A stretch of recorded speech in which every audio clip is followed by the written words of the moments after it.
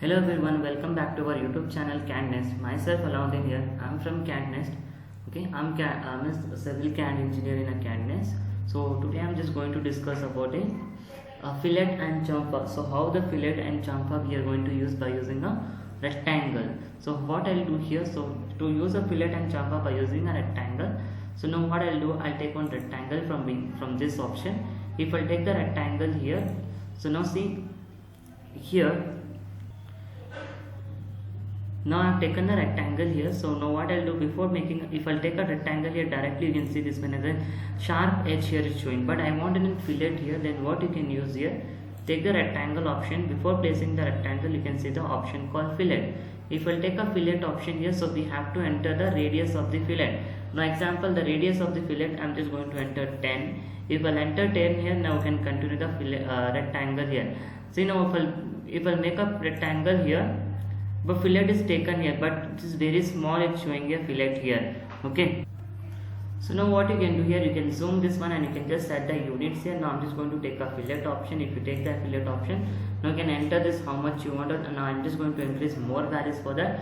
100 I'll take. If I take 100, now you can see now here the fillet is it's appeared here. Now if you want to check the fillet radius whether it is correct or wrong, then you can go to this dimension, you can take a radius option. In this radius option, you can select the radius. If I select the radius here, now you can see this one, the radius is showing 100. Okay, like that you can use the fillet option. Now if you want to use the chamfer also by using a rectangle, if you take this one, before placing the rectangle, click the chamfer option. Now in the chamfer option, it loads two options, that is chamfer distance 1 and chamfer distance 2. So chamfer distance 1, I'm just going to enter this one as a 67. One chamfer distance 2, I'm just going to enter as a 58. If I take this one here, now you can click on that one and you can make the rectangle here. Now if you want to check the chamfer distance whether it is incorrect or wrong, then what you can do, you can make the linear measurement from by using this point to this one here, and just you can measure here. If you measure this one, now you can see this one here, it's showing 55.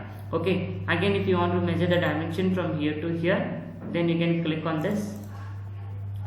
Here it is showing 67. So whatever the chamfer distance we have entered, that one is correct. So like that we can use this one chamfer and fillet by using a rectangle. Okay, thank you so much for watching. Like our video, subscribe our channel. Thank you so much.